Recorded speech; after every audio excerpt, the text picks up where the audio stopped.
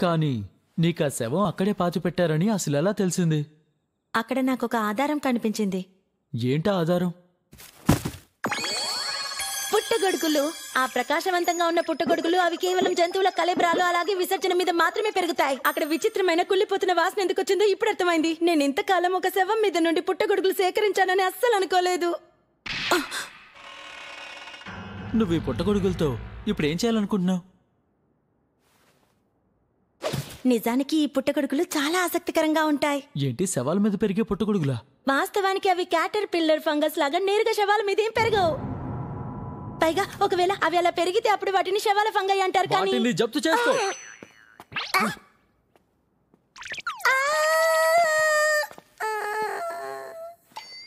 ఇది నా చిన్న ఆసక్తి అనుకోవచ్చు కదా.